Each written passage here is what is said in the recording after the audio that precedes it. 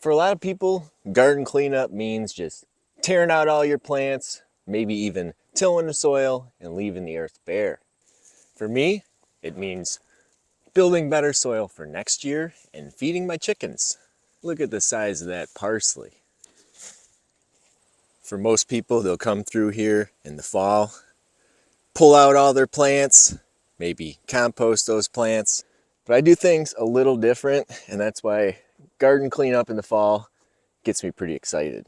So instead of coming through and pulling out my plants that have been taking nutrients out of the soil all season long, I want to return those nutrients to the soil. So what I'll do is I'll cut off all the supports for something like this tomato here, and we'll take this tomato and lay it on the ground. So what's going to happen here is this tomato is going to lay on the ground throughout the whole winter. It's going to break down, help protect that soil from the extreme cold temperatures, and that root system underground is going to rot and feed the soil. And you wind up with a situation that looks something like this. Here's my border here. Here's all the plants that were growing throughout the season, just laying here, waiting to get covered with snow. They'll be matted down, get some good ground contact, and the soil underneath here probably won't freeze too deep, so all the critters will be working throughout the winter to break this down. This is going to be an efficient form of chop and drop and compost in place. Now, I used to take this material out, compost it, but I've found there's so much time between now and the growing season, it's really not worth the effort to take it out of here just to compost it and bring it back in when everything is going to break down on its own. And it's going to leave me a nice layer of mulch to plant into next season. I can take some of the materials that sprouted in my walking paths that are going to do me no good in the walking paths, and I can just take these and throw them right on my planting areas. I can do the same thing with plants like thistles here with no seeds on there. I can toss her right in. All this seedless material, even if it's weeds, is all good stuff that's going to help build soil. And that's why I get excited for this. Because doing this for the past few years now, it's helped me build a garden that I don't need to use any fertilizer, no water. Everything in your garden starts with the soil. And this time of year, we're able to take everything we've been growing and put it right back where it came from. Let the critters underground do all the work. No need to till it up. And there's so much material to use here. As you can see here, when I grow stuff in planting areas, it likes to come out, stuff pops up in my walking paths. Now I'm not growing in my walking paths, so anything that comes in here is fair game. All I do is I take it, kick it over to the planting area.